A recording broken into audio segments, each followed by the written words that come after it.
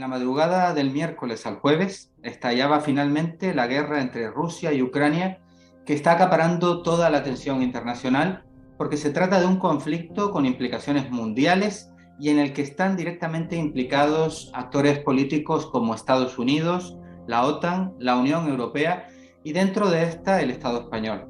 Según los gobiernos y los medios de comunicación occidentales, estamos ante una agresión injustificada de Rusia contra un país soberano que Vladimir Putin pretende anexionar por sus apetencias imperiales. Según el gobierno ruso y los medios que le son afines, Rusia solo ha intervenido para defender la región del Donbass de la agresión del gobierno de Kiev, para poner fin a unos ataques contra la población de esta región que Putin ha calificado como un genocidio. Para intentar arrojar algo de luz sobre este conflicto en el que de alguna forma todos estamos implicados, vamos a hablar hoy con el analista político Eduardo Luque. Buenas tardes, Eduardo, y muchas gracias por atendernos para tratar de un tema tan importante como este. Hola, ¿qué tal? Muy contento de estar nuevamente aquí y esperemos que sirva de aclaración a lo que está pasando, o al menos que haya un poco de luz, ¿no?, a toda la campaña publicitaria que nos está cayendo encima. Antes de preguntarte, Eduardo, por los factores geopolíticos y los intereses que hay detrás de todo este conflicto y que son necesarios para poderlo entender, nos gustaría saber, según la información que tú tienes, qué está pasando ahora mismo, es decir, en qué está consistiendo la operación rusa en Ucrania, porque las informaciones que tenemos aquí en los medios españoles, en los distintos canales de televisión, hablan, por ejemplo, de que la intención de Rusia es llegar hasta Kiev y que ya las tropas están rumbo a Kiev para imponer un gobierno controlado por Moscú. Sí, eso es la imagen de esta especie de niebla de guerra que siempre sucede cuando existen los conflictos militares, ¿no? Durante un tiempo, tenemos noticias contrapuestas, que es muy difícil de asegurar su validez, pero dentro de lo que la confusión general que existe en toda guerra, ya hay elementos que son, digamos, que tienen consistencia, ¿no? Lo que ya es conocimiento es de que la parte rusa ha anulado la defensa antiaérea y las defensas navales y la defensa aérea, hay superioridad aérea absoluta. La marina ucraniana ha dejado de existir, entre otras cosas porque atacaron a dos cargueros rusos y un carguero turco, bueno, cargueros civiles, fueron alcanzados también por las defensas ucranianas. Y en este momento lo que parece es de que las tropas en muchas zonas de contacto, las tropas ucranianas sencillamente tiran las armas, se rinden y no presentan batalla. Eso también es un elemento, ya tenemos vídeos que lo enseñan, incluso brigadas completas que han sido cercadas y anuladas sin pegar un tiro prácticamente, ¿no? Es decir, el ejército ucraniano se ha quedado prácticamente descabezado en este momento. Pero la intención de Rusia es llegar hasta Kiev e imponer otro gobierno, como dicen. Ellos también hablaban, por cierto, de que se estaban bombardeando distintas zonas del país, incluyendo objetivos civiles. ¿Qué conoces de eso? Por la parte del Ministerio ruso y de información que tenemos, los vídeos que tenemos, lo que se apunta ahora es que los que están siendo batidos son objetivos militares exclusivamente. Se está evitando en todo momento que la población civil reciba el máximo, el mínimo daño posible, ¿no?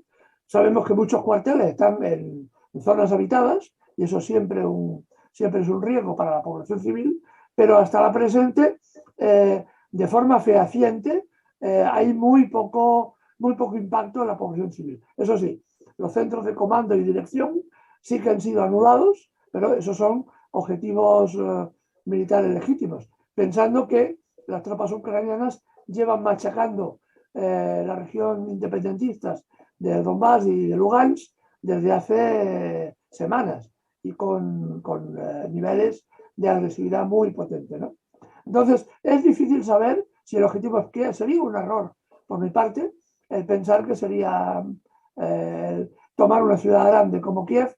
Lo que parece en este momento, la información que tenemos contrastada, es de que la idea es expandir las zonas independentistas a las zonas que geográficamente antes de la guerra del 14 les correspondía.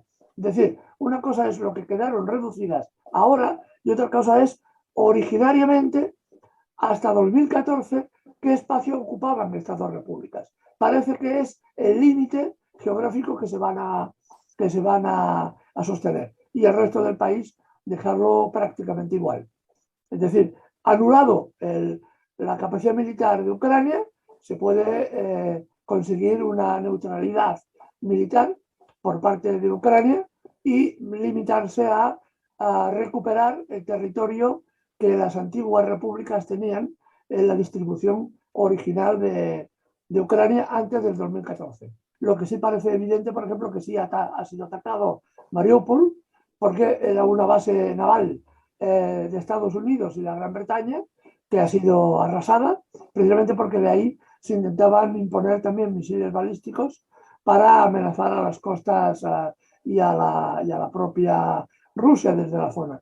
Esta base que estaba siendo construida en este momento ha sido arrasada y la información que hay, que ya digo que hay que mantenerla en cuarentena, es de que sí que había fuertes combates en la zona, igual que en la zona de Odessa, ¿no? El Ministerio de Defensa ruso acaba de decir hace pocos minutos que todos los objetivos militares que habían diseñado para las primeras horas han sido cumplidos con creces, pero no sabemos cuál es la proyección más allá. Yo dudo mucho, sinceramente, que a Rusia le interese, por ejemplo, ocupar Kiev. No tiene sentido, porque ni ocupar el resto de Ucrania. Ya lo hemos dicho alguna vez. Ucrania es un país, es un estado quebrado.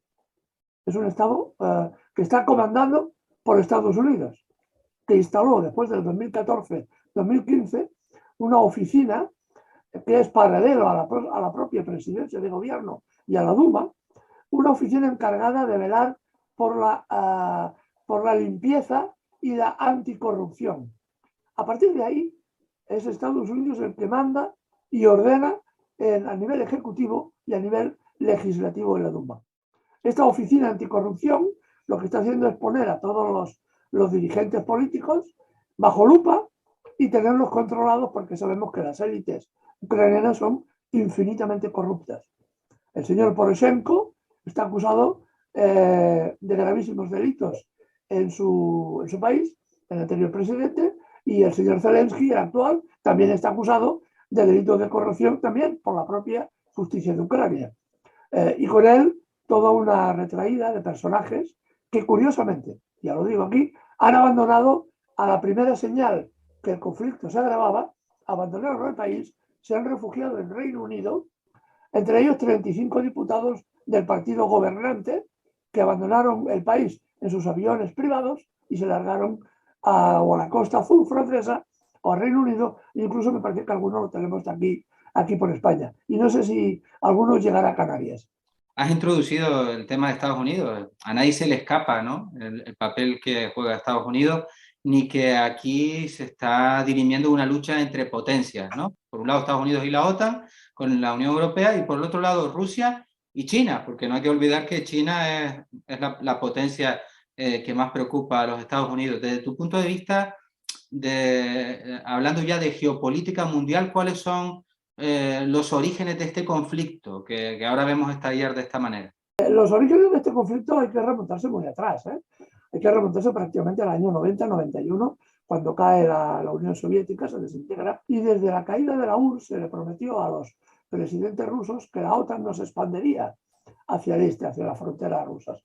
El señor Gorbachev, incluso el señor Yeltsin, se le prometió y se le volvió a prometer que no habría expansión. Hasta que llega el señor Clinton y, presionado por el tema de sus secretarias, que todos recordaremos, ordena la destrucción de Yugoslavia precisamente para promover el avance de la OTAN hacia las fronteras rusas. Este es, digamos, el abanico, el progreso de todo este proceso hasta el momento presente. La gota que ha derramado el vaso ha sido el anuncio por parte del presidente Zelensky, con el apoyo de Estados Unidos, de que el gobierno ucraniano rompía o pensaba romper el acuerdo de Budapest de control nuclear y proponía que volver a construir armas nucleares en Ucrania. Esto ha sido la gota que ha colmado el vaso de la paciencia rusa. No se puede permitir, Rusia no se podía permitir un gobierno ucronazi, y la palabra es exacta, ucronazi, no se podía permitir un gobierno de estas características armado con armas nucleares y vectores de lanzamiento en la frontera rusa. Y digo ucronazi por una razón muy sencilla. El jefe de Estado Mayor del ejército ucraniano es un personaje que había sido coronel del batallón Azov. El batallón Azov es un batallón nazi, con simbología nazi en sus uniformes. Y este señor fue elevado por el señor Zelensky a jefe de Estado Mayor. Este es el que comanda, en teoría, comanda, en realidad lo comandan los generales norteamericanos, el que comanda las tropas de Ucrania. Un nazi colocado en la cúpula del ejército ucraniano. Esto es una cosa que evidentemente no sale por la televisión española, ni por ninguna televisión, pero podemos enseñar fotografías del batallón Azov hace 3 semanas, muy cerca de la línea de frente, ondeando banderas nazis y ondeando en paralelo banderas con el símbolo de la OTAN y de la Unión Europea. Y esto hay fotografías los que queramos, ¿no? Y esta es la realidad también de una parte del ejército ucraniano. No todo, por supuesto. Es cierto lo que dices, también es conocido como la OTAN ha ido expandiéndose hacia el este y cómo parece ser una estrategia de acorralar a Rusia, y precisamente por eso la izquierda real, ¿no? La izquierda anticapitalista siempre viene reconociendo el derecho que tiene Rusia a defenderse, ¿no? A defender su frontera de ese ataque o de esa amenaza de la OTAN, ¿no? Sin embargo, hace un par de días, justo antes de este ataque, Putin daba un discurso bastante anticomunista, por cierto, en el que señalaba a Lenin y a los bolcheviques como culpables históricos de la situación actual por el derecho a la autodeterminación de los pueblos que defendían los bolcheviques y defendía Lenin. Y es un discurso que destilaba cierta nostalgia de la gran Rusia de los zares, ¿no? Lo cual podría generar también algún tipo de duda sobre las intenciones últimas que pudiera tener Putin. Sí, es evidente, es decir que, a ver, lo que no es de recibo es que parece que algunos sectores de la izquierda ahora se dan cuenta de que Putin no es bolchevique. Es decir, una cosa que es una cuestión de perogrullo. A ver, el señor Vladimir Putin no es bolchevique ni es comunista.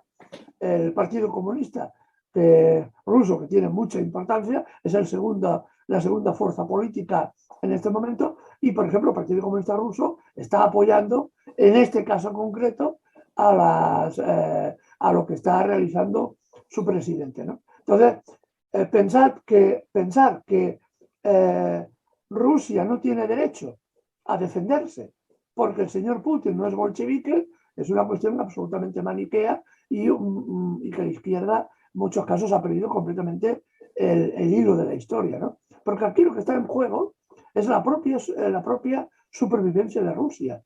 Lo que está en juego es la propia supervivencia de Rusia. Y en este caso, el señor Putin, que es el presidente de este país, que lo que intenta defender, nos guste más o nos guste menos, a algunos no nos gusta mucho, pero está intentando defender su propio país, ¿no? Y esta es una realidad objetiva, porque lo que pretenden Estados Unidos y la OTAN, ya lo hemos visto a lo largo del tiempo, es desarticular Rusia, quedarse con sus riquezas y que es lo que tú mencionabas, si esto sucediera, se permitiría que el imperio de Estados Unidos, dotado de las riquezas naturales que atesora Rusia en este momento, pudiera mantener su hegemonía durante un siglo o dos más. Porque evidentemente la mayor parte de los recursos naturales estarían en manos de Estados Unidos y esto sería una presión enorme contra China. Por eso el intento de cercar a Rusia, que en el fondo es un intento por cercar a China, ¿no? Pero lo están haciendo francamente, diría, desde el punto de vista lógico, muy mal, porque lo que están produciendo es un acercamiento entre un gobierno neoliberal, como el ruso, un gobierno capitalista, que tiene componentes sociales también importantes todavía, que todavía viven desde la época soviética, eso también hay que decirlo, pero que se está uniendo cada vez más con un gobierno, como es el chino, que dicen que es o practican o desarrollan el socialismo con características chinas, ¿no? Lo que estás planteando es la lucha por Eurasia, que ya Brzezinski hace mucho tiempo en su libro El Gran Tablero Mundial establecía como la zona que había que controlar para mantener el imperio de Estados Unidos, ¿no? Pero te preguntaba eso porque efectivamente en Rusia, como cualquier otro país, o sea, ahora lo que hay son países capitalistas, Rusia tiene derecho a defender sus fronteras y a defenderse si se considera atacada por la OTAN, ¿no? Pero te preguntaba acerca de lo de Putin, porque da la impresión de que nos cuesta no hacer discursos maniqueos y como que necesitamos siempre referentes, países referentes, nos hemos quedado sin referentes, y entonces, como es evidente que todavía Estados Unidos y la OTAN son el principal enemigo de la paz mundial y de los pueblos, no se trata de un discurso pues no sé, también maniqueo, sino basado en la evidencia, parece que la necesidad de decir, oiga, aquí los principales agresores son Estados Unidos y la OTAN, lleva a algunas personas de la izquierda real, no de la izquierda institucionalizada, a identificar a Rusia como si fuera la URSS y como si ellos, por esencia, fueran también una potencia antiimperialista, ¿no? Cuando son una potencia capitalista emergente que tiene sus intereses y que está sometida a las contradicciones entre países capitalistas propias de este sistema. No, no, eso es absolutamente cierto. A ver, hemos de recoger la historia, ¿no? Desde la caída de la URSS, en cuántas guerras ha intervenido Rusia agresivas y cuántas ha intervenido y ha proclamado y ha promovido Estados Unidos. Aquí a vuelo pluma, porque ahora hablaban el secretario general de la OTAN hace unos minutos, hablaban de que era la mayor crisis militar desde la Segunda Guerra Mundial. Tiene muy mala memoria, tiene una memoria pésima. Se olvidan de la guerra en Yugoslavia, que costó 250.000 muertos. Y esta la promovió claramente Estados Unidos, la OTAN y Occidente. La guerra en Libia, que costó otro tanto y aún está por desarrollar. La guerra en Siria, que ha costado también casi 400.000 muertos ya, después de 11 años de guerra y la devastación de los países. Esto no existe para Occidente. Hay unas fuerzas agresoras, profundamente agresoras, que han cometido delitos inmensos contra la humanidad desde la Segunda Guerra Mundial, que es Estados Unidos y la OTAN, que además, depende de cómo salga el conflicto, se va a expandir hacia América Latina y hacia Asia, va a romper ya el esquema de un solo bloque ligado a Europa. Europa, depende de cómo solucione el conflicto, ya sabemos la evidencia de que Europa va a quedar relegada a un papel absolutamente secundario. Y aquí querría hacer una referencia importante. El objetivo central de esta guerra, promovida por Estados Unidos, no es solo Rusia, sino Alemania. Alemania es el gran competidor de Estados Unidos en este momento. Los flujos comerciales, el análisis de flujos comerciales te enseña que Alemania está por encima ya de Estados Unidos en capacidad de exportación. Y esto es inaceptable para Estados Unidos. Esta guerra va a implicar que una parálisis en la capacidad productiva de Alemania por la dependencia que tiene del gas ruso. Hace escasos minutos recibíamos en la redacción de Canal Semanal un comunicado del Frente Antiimperialista Internacionalista, el FAI, y entre otras cosas, estoy leyendo, sostenían o denunciaban que Estados Unidos y la OTAN han conducido a Rusia a una solución no deseada y no le han dejado otra opción, si no quería ver cómo la población rusoparlante del Donbass era exterminada por las bandas nazis ucranianas. ¿Tú coincides con esta interpretación del FAI? Sí, sí. No es una expresión, digamos, altisonante la represión que se ha ejercido contra, por ejemplo, cuando se produce la revuelta civil, bueno, la guerra civil en 2014, aún me acuerdo de Odessa, la casa de los sindicatos de Odessa y la muerte de 67 militantes de la izquierda abrasados vivos por las hordas fascistas que asaltaron el edificio y lo quemaron.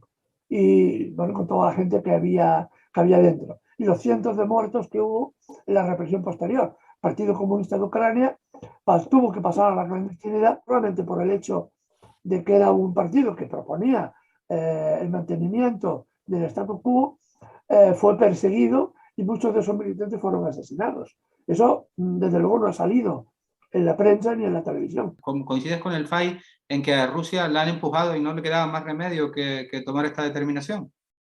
A ver, visto el desarrollo diplomático en que se ha embarcado Rusia, las veces que ha presentado los documentos, que ha esperado que la otra parte dijera su respuesta y que la otra parte no ha querido responder, hace muy pocas horas la portavoz del Kremlin hablaba de que había recibido la contestación antes del inicio de la guerra, la contestación por parte de Estados Unidos. El documento no lo han hecho público, estoy esperando que salga público, pero ya han anunciado que era insultante.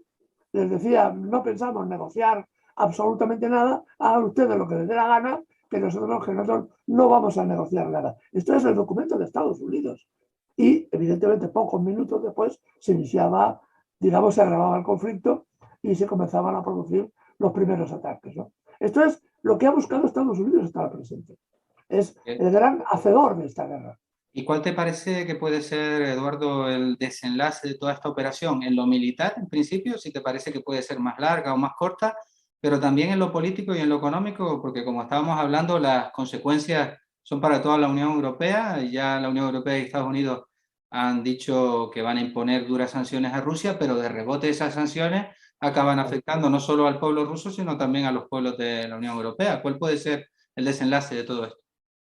Lo que hay que pensar es que todas estas sanciones ya estaban descontadas. Rusia, por ejemplo, ha desarrollado un sistema SWIFT de intercambio financiero entre sus bancos, y bancos chinos, los bancos iraníes y otros países que aceptan ese intercambio fuera del mercado del dólar. Por lo tanto, realmente se están pegando un tiro en el pie los propios occidentales, pero es que no entienden el concepto de cómo está desarrollándose el mundo, porque lo que estamos viendo con esta guerra es el nacimiento de otro orden mundial diferente. Esto también pienso que es una de las enseñanzas de este proceso, ¿no? Estamos olvidando cómo nace otro orden mundial. Como el eje occidental, que era euroatlántico, va a ser desplazado definitivamente hacia un eje asiático, ¿no? Que va a ser digamos, el motor económico, político y militar en el próximo siglo. Y la guerra en Ucrania representa este cambio. Rusia se va a alinear todavía más con China para formar un bloque militar, económico y con capacidad de población y de recursos naturales, que va a desplazar, en buena lógica, al eje europeo estadounidense. Eso es lo que ahora mismo vamos a ver en un futuro a medio plazo, ¿no? Es decir, las consecuencias económicas son evidentes para todos. Rusia, por otra parte, va a ser capaz, estoy convencido, de desarrollar su propia economía, porque Rusia viene siendo sancionada desde hace décadas. Así que están más que acostumbrados a sanciones redobladas. Todas las sanciones que impuso Biden no han representado una reducción del PIB ruso, sino al contrario, un incremento de su PIB. Cosa muy curiosa, ¿no? Así que realmente son sanciones que no han tenido repercusión en la vida cotidiana. Pero por lo que sabemos han tenido repercusiones, por ejemplo, en algunos exportadores españoles, de porcino y de productos agrarios de otro tipo, ¿no? En Canarias, por ejemplo, ahí tenía problemas. En Valencia, por ejemplo, el tema de la fruta, hubo grandísimas pérdidas económicas, y esto también es evidente, y que realmente ha salido perjudicado en muchos casos los italianos, que dejaron de vender zapatos y ropa, y los franceses. Es decir, quienes sufrieron las consecuencias del boicot norteamericano fueron los europeos. En lo que se refiere concretamente, para concluir, Eduardo, a la operación militar, ¿te parece que se puede prolongar mucho tiempo, que puede ser corta? Si tenemos digamos, la experiencia de la acción militar de Rusia en Georgia, que fue su primera intervención, pensamos que la guerra en Georgia duró 5 días, fue todo lo que pudieron oponer la OTAN y el ejército georgiano en aquel momento.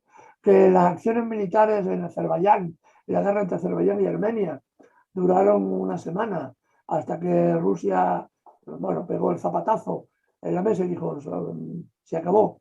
Es decir, no va a ser una guerra larga, es una guerra de alta intensidad, pero no va a ser una guerra larga porque si se confirma que el ejército ucraniano ha sido descabezado, su estado mayor y su estado mayor más cercano a la línea de contacto, el ejército ucraniano no tiene moral de combate, exceptuando grupos aislados, los nazis, pero por lo que ya estamos viendo, hay una deserción bastante importante de las tropas que evidentemente no ven ningún sentido al conflicto con Rusia. Hay una parte del ejército ucraniano que evidentemente no está contaminada por la ideología nazi, que evidentemente no entiende ni ve la necesidad de esta guerra. Así que yo preveo una guerra relativamente corta. Evidentemente la OTAN no va a intervenir. La OTAN intervendrá, apoyará a los ucranianos hasta el último muerto ucraniano. Es lo que va a hacer la OTAN. Desgraciadamente es un mal chiste, pero es lo que va a suceder.